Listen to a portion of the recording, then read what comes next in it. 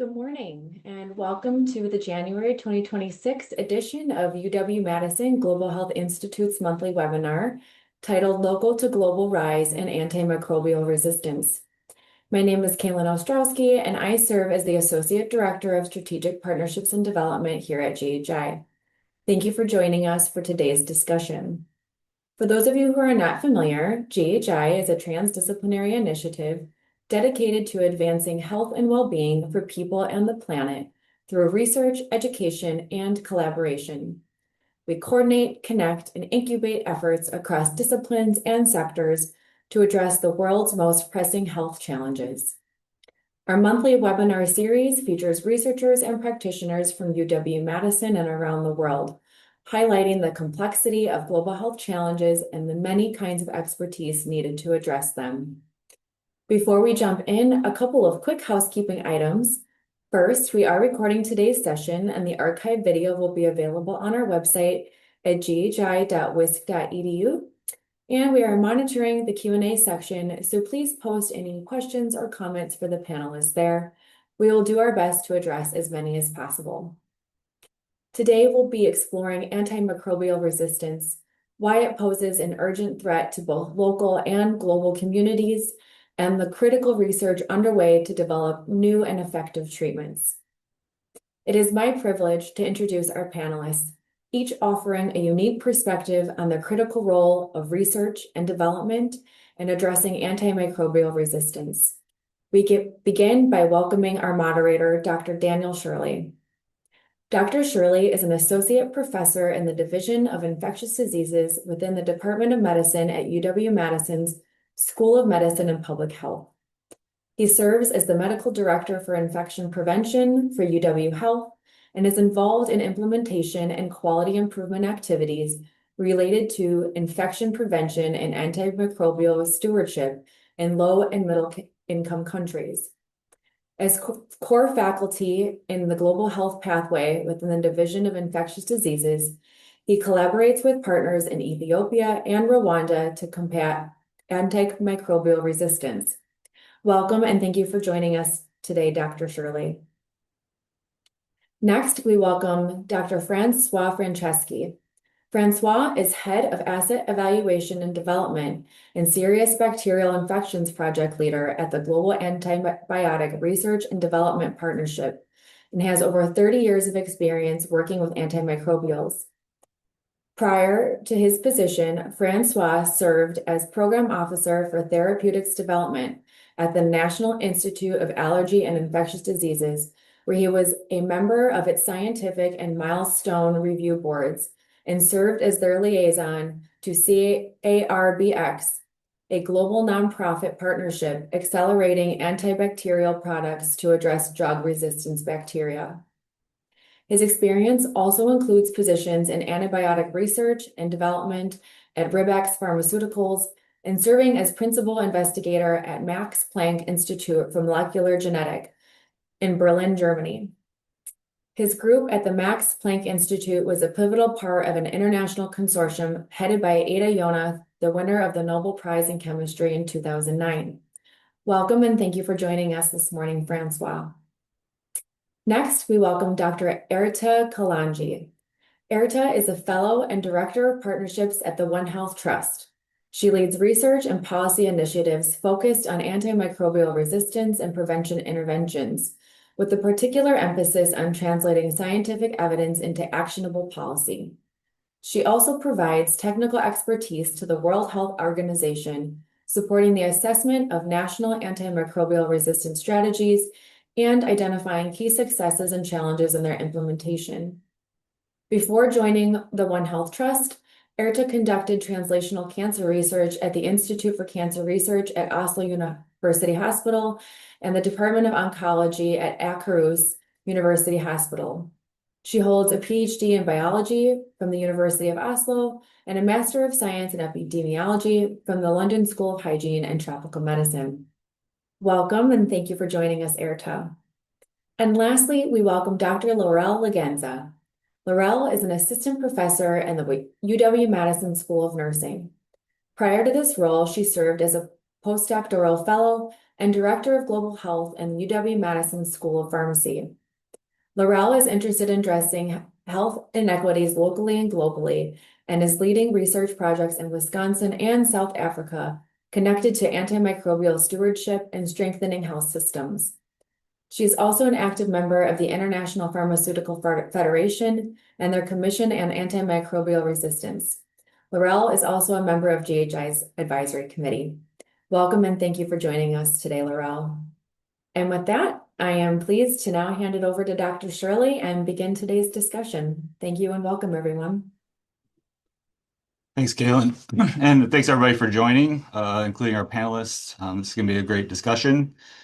As was mentioned, I am primarily involved here at UW in infection prevention, which is one of our tools amongst many to try to combat antimicrobial resistance, but also involved in trying to define some of the issues related to antimicrobial resistance in Rwanda and previously Ethiopia. One of the big questions, of course, to start is what is antimicrobial resistance? And it sounds very broad, and it is, but we're really talking about organisms that could cause disease. Usually people first think about bacteria, but it also involves fungi, viruses, and parasites gaining resistance to the drugs we have to treat them. That could be a direct phenomenon in that they're sort of adapting to the drugs that we have in the face of those drugs, but it also can happen where they pass resistance amongst themselves.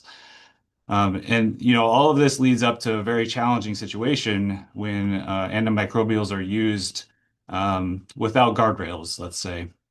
So that could be using it for the wrong indication or too long, or just using it too much when using it when the wrong infection is there, for example. Locally here at UW, we actually have quite a bit of information, a lot of culture data, a lot of testing for resistance, a lot of access to antimicrobials. And we still, of course, face a big problem. There are bacteria and other organisms that we actually don't even have good treatments for. We have to use combination therapy or very new, very expensive drugs for long courses to try to treat these things.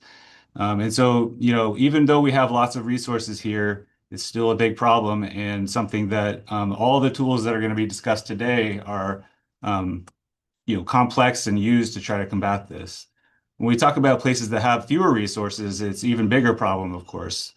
First, in trying to define the issue, challenging due to access of cultures and data and that type of thing. But also, how do you impact this antimicrobial use and access to sort of the right antimicrobials at the right time, but also new antimicrobials for the more resistant organisms to be used appropriately.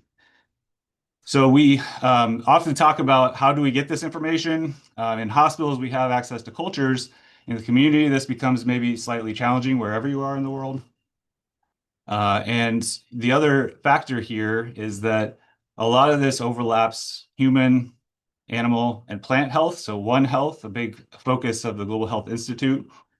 So we can't just think about humans. It actually overlaps all of these complex systems.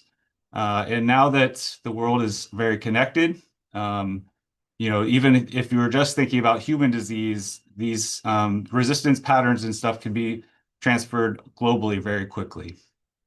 So today, I think we're going to discuss some of these issues and some of the ways we can combat antimicrobial resistance. And our first speaker is Dr. Franceschi. Welcome, Dr. Franceschi. I'm looking forward to your discussion. Thank you so much. Let me just try to share my slides.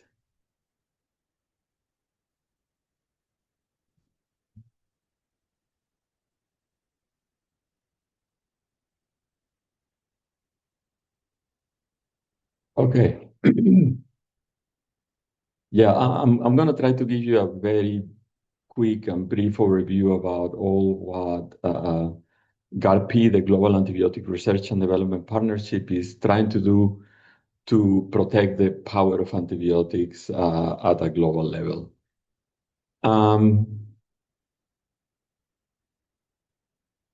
one of the things that becomes clear when you start looking at the problem of antimicrobial resistance is the antimicrobial data. The antimicrobial resistant data clearly shows a disconnect. On one side, you have the data says that you have to focus on low and medium income countries. The response is mostly coming from high income countries. The research and development for high burden populations is what the data says you need to do, including, for example, populations that are often neglected in the sense of children and neonates, but most of the research is done for adults in high income countries. And then the near-term development, the appropriate use of antibiotics, the access, and other public health interventions all point that you need to concentrate a lot of effort in low and medium income countries. But most of the efforts and the funding are into late discovery to phase 1 clinical development, especially coming from companies that are in high income countries. So in the sense of low and medium income countries is a public health failure, but in the high income countries, mostly is looked as a market failure. And just to illustrate that point, only 12 of the 25 new antibiotics that entered the market between 1999 and 2014 were registered in more than 10 countries. So this is kind of appalling to see that, I mean, a lot of these newer antibiotics are not registered in the places where they are mostly needed. And then there was a recent publication from GARDP showing that only 6.9% of people with drug-resistant infections receive an appropriate antibiotic in 8 large and low and medium income countries, including India, Pakistan, Brazil, etc. So that's a recent publication we had. So, and what is GARDP? So GARDP is a Swiss foundation with a global reach. We were created in 2016 by WHO and the Drug for Neglected Diseases Initiative. Then in 2018, we were established as a Swiss foundation, independent one. And today we are about 100 staff divided between Geneva, where is the main office, and offices all around the world that we share with Drug for Neglected Diseases Initiative, or where we have our own offices. In the small insert in the middle, you can see that there are offices in Latin America and Africa, in Southeast Asia, in India, Japan, and in Kenya. What is our vision? Our vision is that all infections are treatable for everyone, everywhere. And our mission is to accelerate the development and access of treatments for drug-resistant bacterial infections. So the strategic approach from GARDP is we concentrate in the intersection between 3 major areas. One is high burden priority diseases and infections. And this is 2 main areas we focus on. One is bacterial infections leading to sepsis, for example, and the other one is sexually transmitted infections. Then what are the pathogens we focus on? The majority of the pathogens we focus on are gram-negative priority pathogens according to WHO, which are some of the pathogens that cause most of the death associated with AMR or directly linked to AMR. And then the other important area is that we focus on high burden populations. We have a special emphasis in Sub-Saharan Africa, South Asia, and Eastern Europe.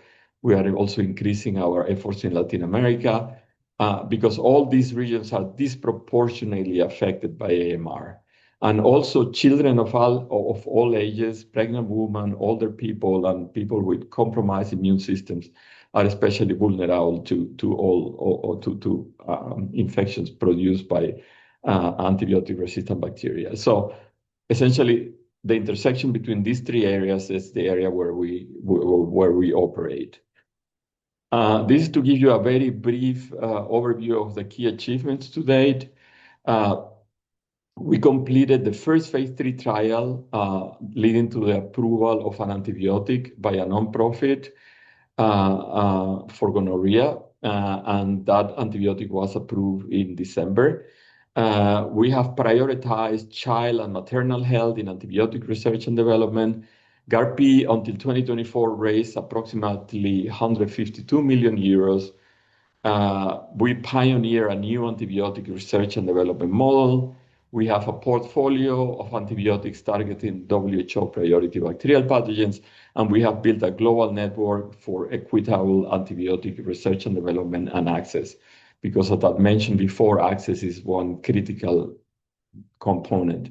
I'm not going to stop here a lot, but just to tell you very briefly, on top of the three major areas for drug development and access, which is the serious bacterial infections and sepsis, neonatal sepsis, and sexually transmitted infections, we also have some small efforts in discovery and exploratory research, a program called SECURE to guarantee the access to essential antibiotics, not only the ones in our portfolio, but those that are first-line antibiotics that sometimes are not available in a lot of countries, especially in sub-Saharan Africa.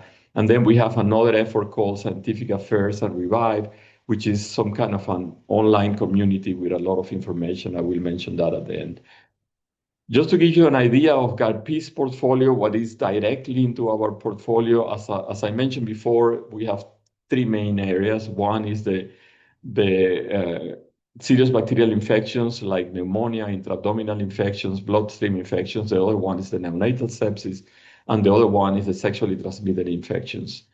In the area of the sexually transmitted infections, we just got approved this antibiotic soliflodacin for Neisseria. I will talk a little bit about that in a little while. Then in the neonatal sepsis, we have going a very big trial in about 10 different countries where we are going to recruit about 3,000 neonates. Also, we'll explain that a little bit afterwards. And then in the serious bacterial infections, we have three assets right now in the portfolio where we have, say, very strong collaboration agreements with the developers, or we are developing by ourselves. One is a small company in India called Bugworks that is developing a novel DNA gyrase inhibitor with very broad spectrum. The other one is apramycin. This is a very old antibiotic that until now was only used in veterinary medicine, but that it has a lot of potential to be used now in human medicine because it's effective against a lot of the carbapenem-resistant infections that have very little therapeutic options, or they are very expensive. This is a very cheap antibiotic, and we are trying to tackle the development of that. And then cefiderocol, this is a very new antibiotic, and I also will mention that this is mostly an access effort where we have then the license for several countries. So again, so this, as I said, cefiderocol is a project to manufacture and commercialize this antibiotic through sub-licenses. Then we have this BWC, this is this company Bugworks in India that I mentioned. And another thing that we completed recently was an observational study for the management and outcomes of hospitalized patients in 10 hospitals of India and South Africa. The study finished in 2025, and the paper was just submitted, so the results are going to come out. This is telling how those patients are treated in those countries, what antibiotics are available, what are the mortality rates, what is the capabilities of the microbiome labs, etc.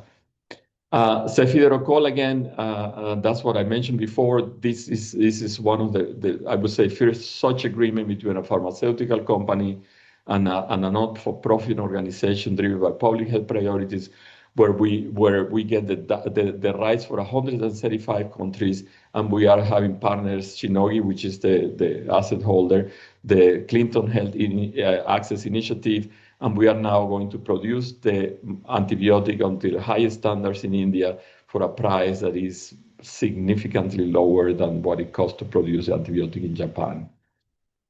And then I didn't want to finish without highlighting the neonatal sepsis program.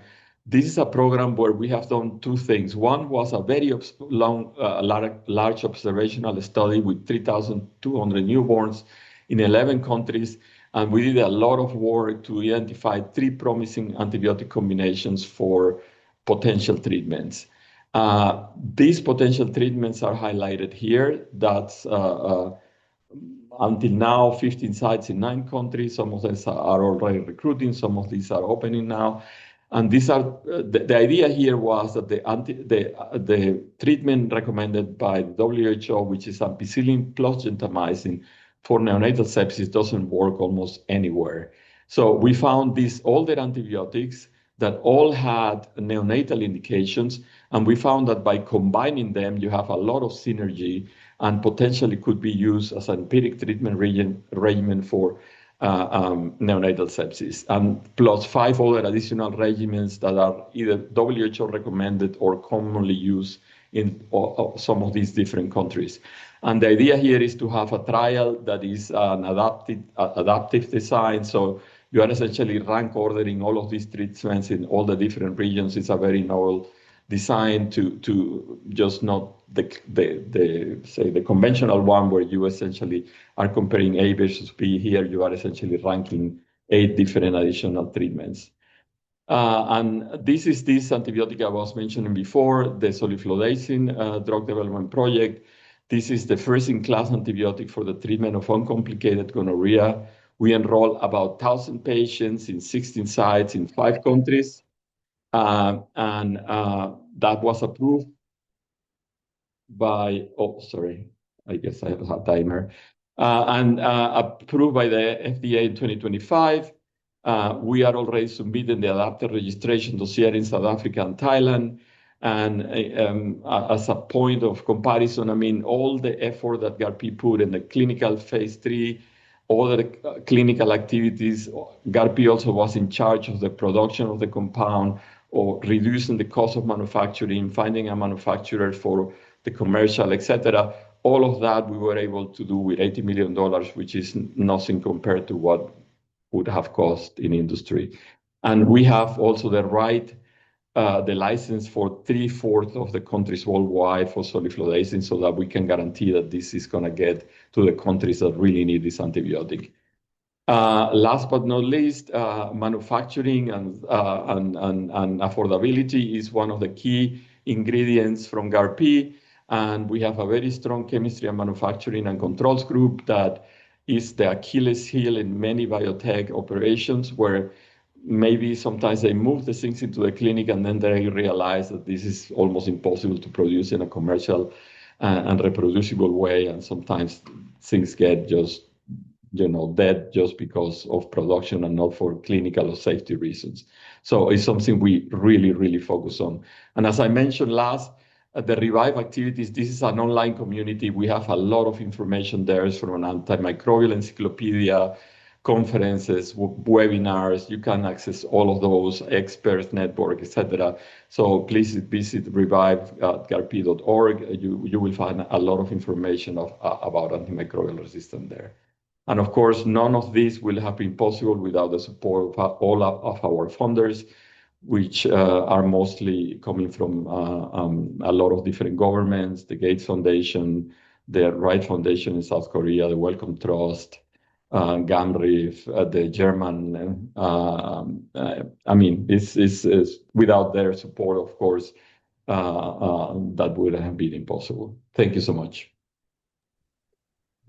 Thanks, Dr. Franceschi. It's great to hear how groups are working together to try to make new drugs, but also improve access. Next up, we have Dr. Kalanxhi to discuss some more about global mapping and the problem as a global sense.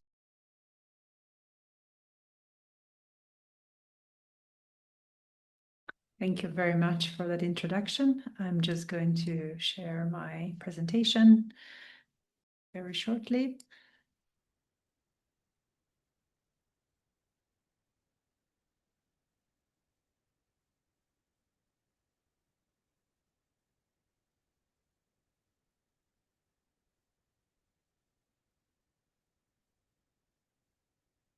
Are you able to see my screen? Yeah. Great. Well, thank you again for the opportunity to speak, and thank you, François, for setting the stage with regards to the issue with antibiotic resistance and also with access to antibiotics. It's a very unique problem because overuse and misuse of antibiotics really drives drug resistance or antibiotic resistance, but at the same time, this sort of hides this access problem in a lot of countries that don't have access to the right drug at the right time. So it's not just about overuse, but sometimes also lack of use, lack of access, and inability to use the right antibiotic.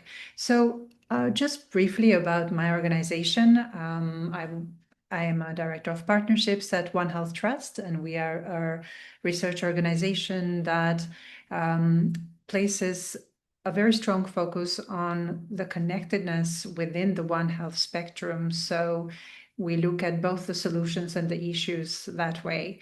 And so our research projects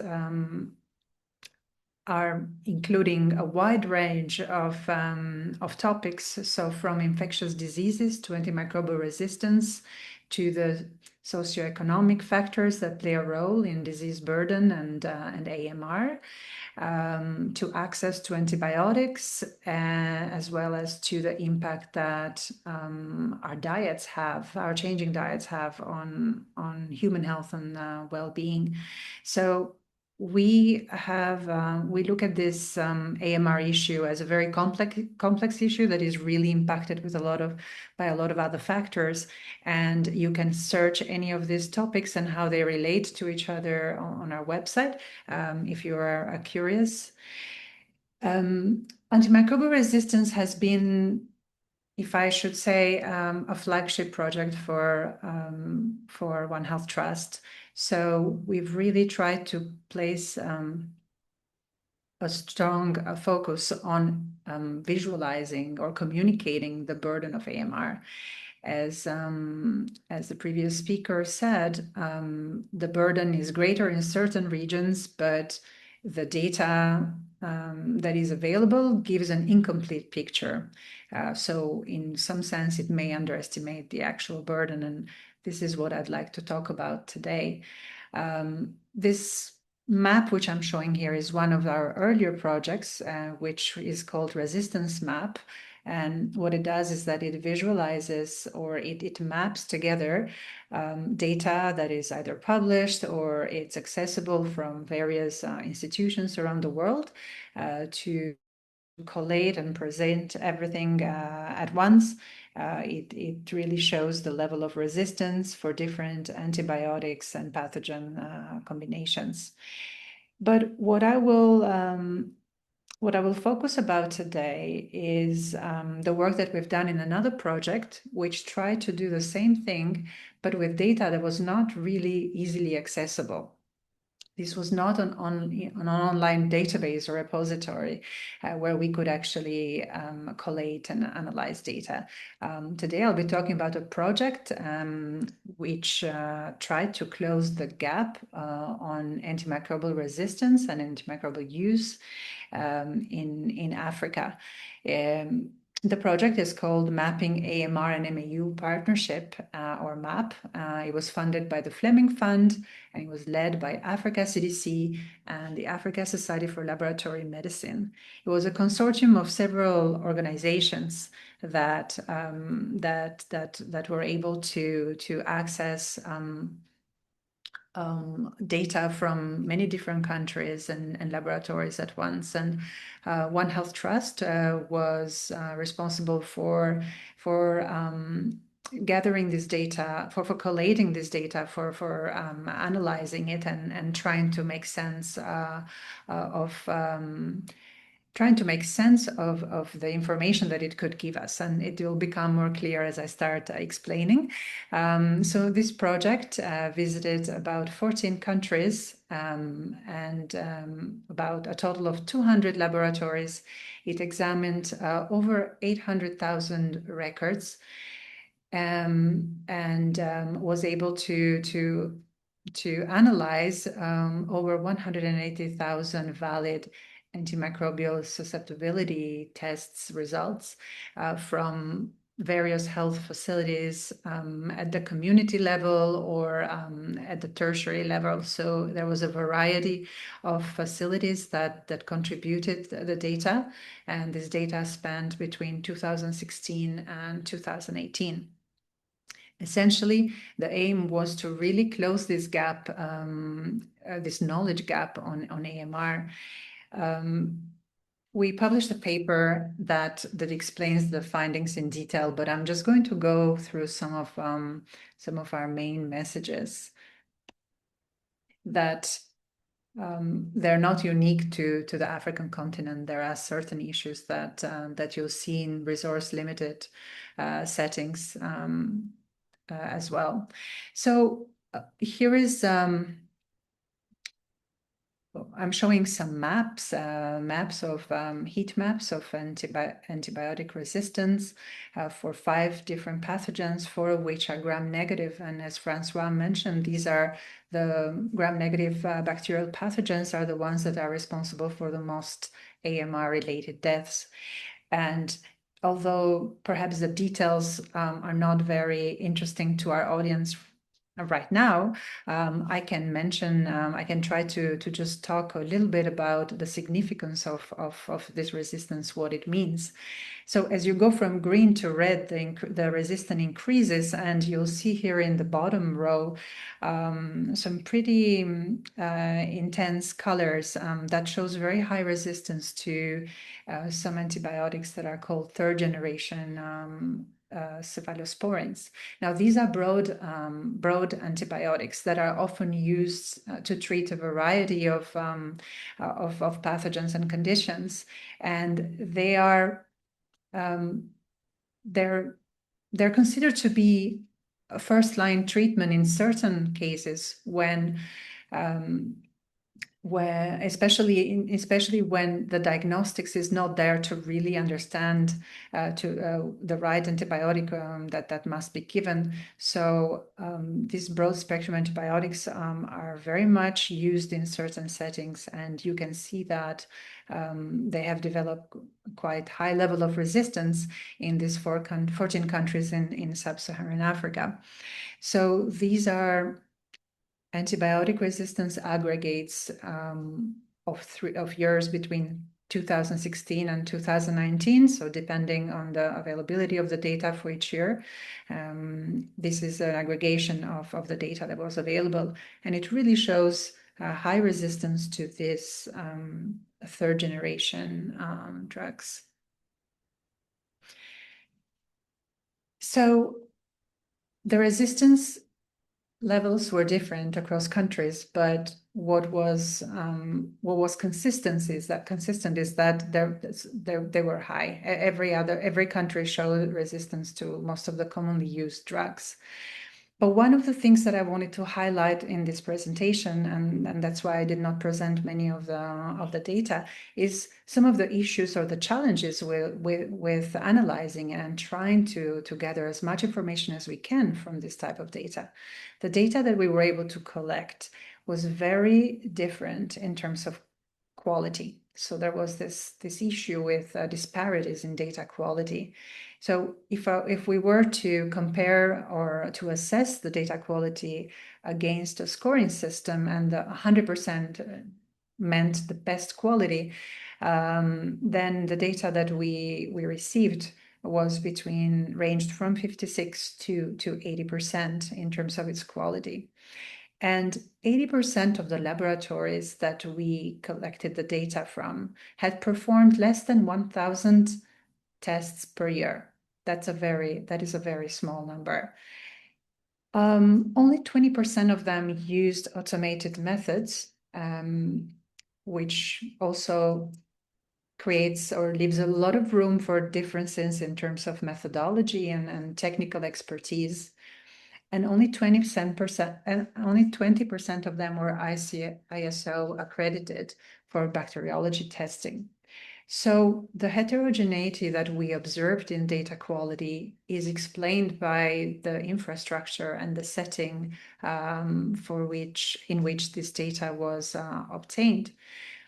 But even so, after validating and cleaning the data sets to aggregate them and understand the estimates at the very end, it was difficult to understand what these estimates really meant in terms of their impact on the population, because only 12% of the data of the records were linked to patient data.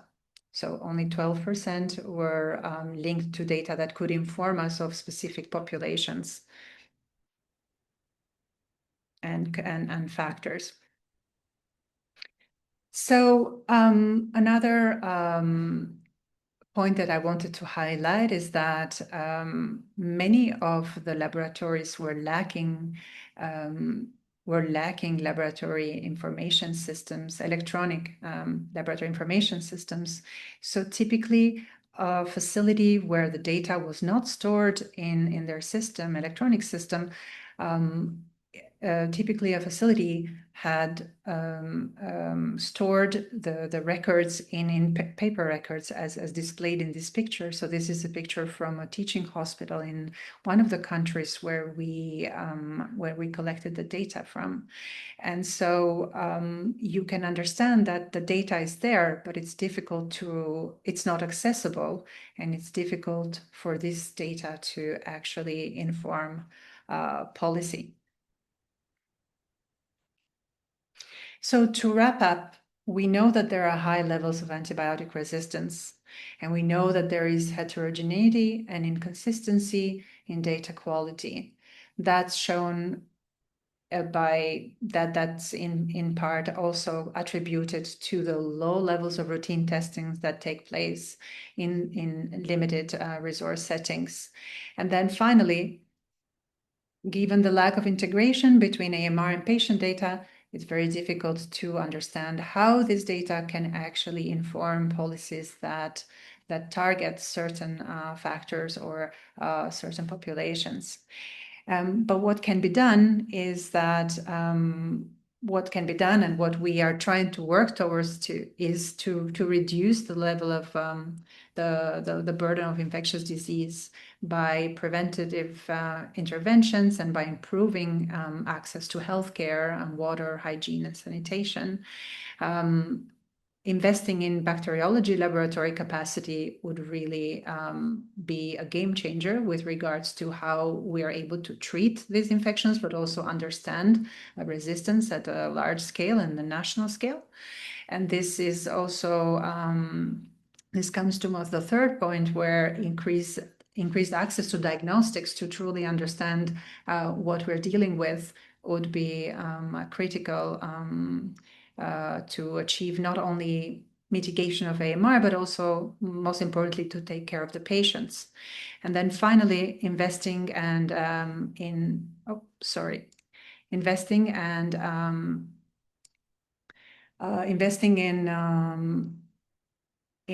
digitization of the laboratory information systems would really make sure that the data that is there is able to be accessed by everyone. Thank you. I think maybe I may have gone over time. Thank you. Thanks. Yeah, that really highlights those blank spots. It really highlights the lack of access to information about how big the problem actually is. Next up, we have some similar discussion about, with a local flavor, perhaps, from Dr. Legenza. Thank you. I'll go ahead and share my screen.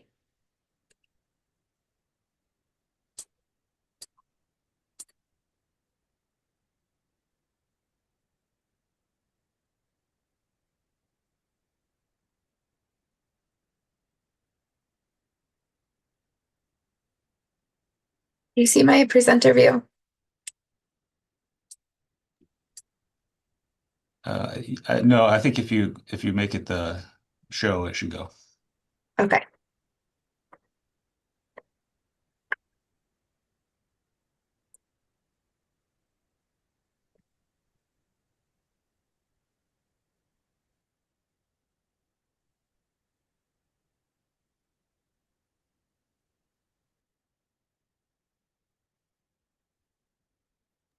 Do you see now? We still see the whole Okay. screen. Yeah, Let me try something else. sure.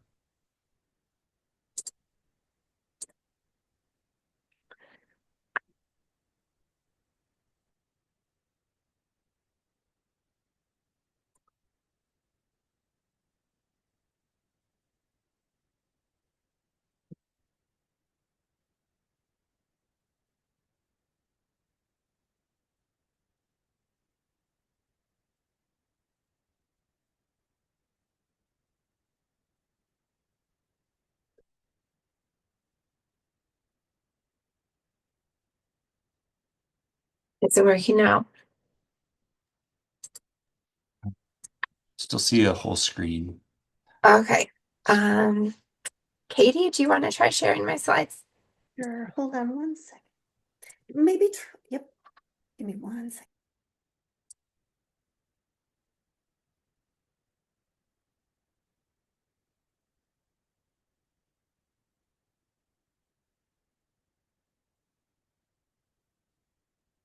Okay, great. Thank you. I'm really excited to be a presenter today with our excellent presenters. And now we'll shift to a more local perspective. So we've already heard, next slide. We've already heard about the global burden of antibiotic resistance, and we just heard how varied the resistance rates can be by country, and also some limitations in that data. My research, next slide, is inspired by weather surveillance. And with this screenshot of the weather where I'm from, here in Madison, Wisconsin, what we see is that in some parts it's raining, in some parts it's about to be raining. And in some parts of Wisconsin, there's currently a storm, and you have an immediate reaction. So I was inspired by weather maps to look at a local level, could we better present our local antibiotic susceptibility data? Where traditionally at the hospital level, we might have a table, and in that table, it's a line by line list of different bacteria and antibiotics and the percent chance that that antibiotic will be effective. And in my work, I thought, well, what if it was like a weather map, like here, where there's a percent chance of rain that's being depicted? So thinking about this inspiration, we sought out to look at, could we map antibiotic resistance across the state of Wisconsin? And in the early stages of my research, we collected antibiograms, those tables, from hospitals across Wisconsin in partnership with my collaborators. Next slide. And with the antibiograms, we were able to create an interpolation of using just looking at E. coli data and a select number of antibiotics. And if we mapped the percent susceptibility at each hospital, we could interpolate what the data might be in between. And what the result shows is this concept that even across Wisconsin, there could be geographic variation in the percent susceptibility. And this data is making some assumptions about what the susceptibility would be in between the hospitals. But what you can see strongly is that the percent susceptibility, as we know, varies by antibiotic, and it also varies in where our hot and cold spots are. Next slide, please. So next, what we did is we collected the individual patient level data. So next, instead of doing the antibiogram level, we partnered with 3 hospitals in Wisconsin, 3 health systems, and we collected those individual level antimicrobial susceptibility results. Just like we heard in the prior presentation, that data can be somewhat challenging to get, and it's even challenging in the context of an electronic health record in the way the data is stored within the microbiology department. But we were able to work through those barriers and still collect over 100,000 isolates. And then we took those isolates along with the patient's address. We wanted to know, based on the location of where a patient lives, how does their risk of antibiotic resistance look? Next slide, please. And what we did first was we were able to similarly calculate percent susceptibility by grouping patients in their census block group. And in the United States, census block groups are more precise than zip codes, which are often thought of. Census block groups actually are larger or smaller depending on population density. So with this map here, what we're seeing is a large integrated health system in northern Wisconsin, our data from the Marshfield Clinic Health System. And what we see is the census block groups are even larger in more rural areas. And in our cities, the census block groups are much smaller. And what you can see is that there's variation with these two antibiotics in E. coli and percent susceptibility that crosses below the clinical threshold of less than 80% and below 90%, where you might use this data to inform a treatment decision, where if you knew the antibiotic had a risk that the patient's infection might be resistant, you might not use that antibiotic. But are these differences statistically significant? So by partnering with our colleagues in geography, we were able to do both. Next slide, please. And what we did next is we were able to do an analysis that detected hot and cold spots. So presenting this data still like an antibiogram with percent susceptibility, the cold spots are actually low susceptibility or high resistance, and the hot spots are high susceptibility, low resistance. And what we can see is that there's still variation that's statistically significant, but a lot of the variation was not statistically significant. And when we look at these side by side, next slide, please. What we see is that if you look at the upper left corner, for example, there is some lower susceptibility that's coming up as a statistically significant cold spot. So there are overall trends in both statistically significant and clinically impactful lower susceptibility in these rural areas of northern Wisconsin. We also did this analysis with data from two other health systems in Wisconsin, including our partners with UW Health here in Madison, and we saw similar results. And we can conclude from this data that antimicrobial resistance varies at a neighborhood level. Next, we had a lot of questions about, well, why are we seeing these geographic differences? So the next step in our research was we did another collection of those antimicrobial susceptibility results, but this time we were able to pull not just the patient addresses, but also some of their demographics and their recent antibiotic use. And then we started with a simple logistic regression to look at what other factors might be associated with these geographic differences. Next slide, please. And what we found is that we could look at some key demographics like age group. In our Marshfield data, we had an indicator of farm residents. We also looked at these other demographics. And if you can press the arrow or next, we can see that the risk for older adults varied by antibiotic. Next. There was lower risk for female patients for resistance to ciprofloxacin. Next. And higher risk of antibiotic resistance for some antibiotics in patients who are on public health insurance. This analysis is ongoing, and we hope to publish our additional findings this year. Next. So some key points for takeaways is antibiotic resistance isn't random. It follows patterns tied to location, demographics, and social factors. And our research strives to ultimately transform empiric treatment decisions with a novel clinical decision support tool. And results from our ongoing research will inform what factors are most important to include in clinical decision support tools, especially in limited resource communities. Thank you. Thanks. Yeah, very interesting micro version of the same topic. So now I think we'll switch to some Q&A. I think that we have a couple of questions.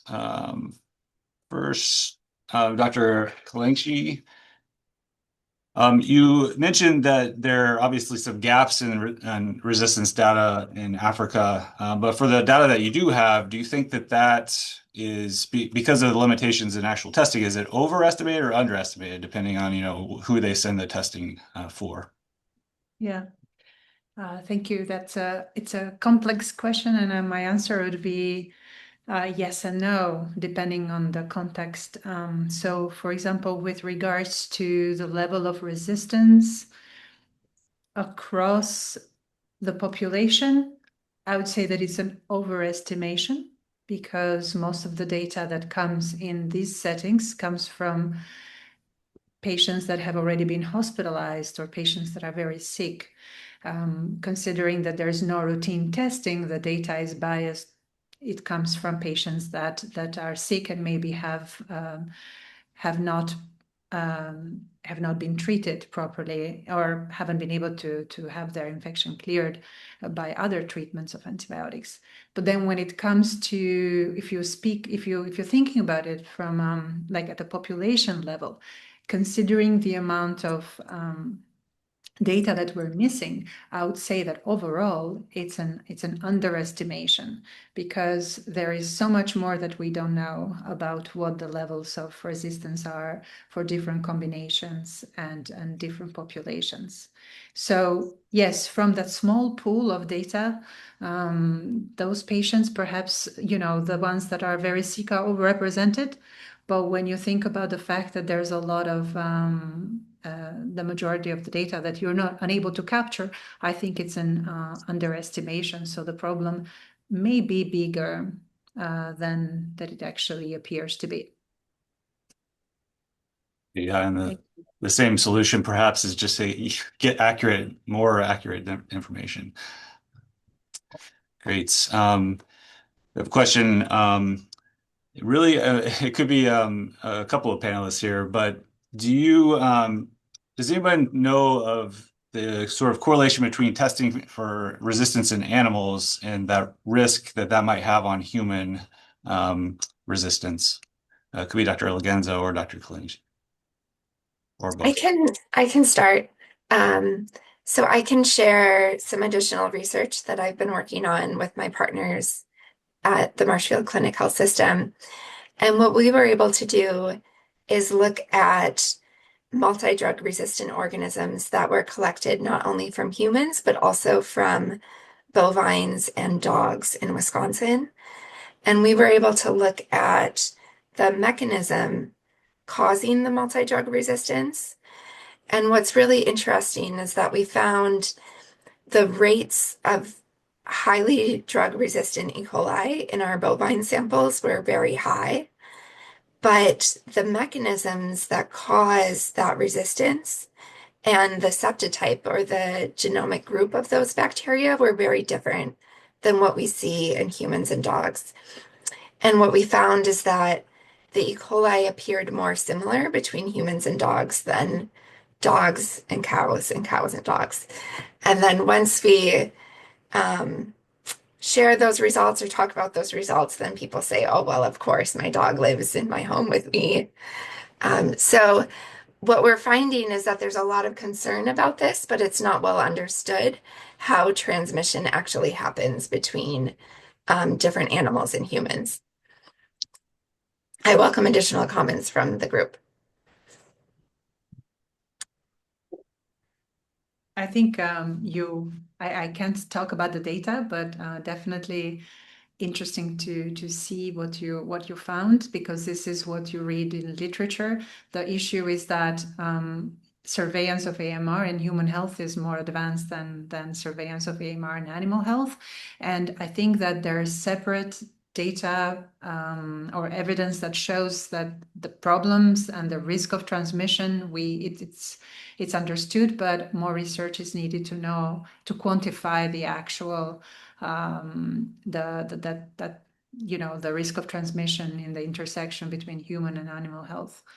So this is what many are pushing for: integrated surveillance, or at least surveillance of AMR in a way where you can actually use the data interchangeably between sectors.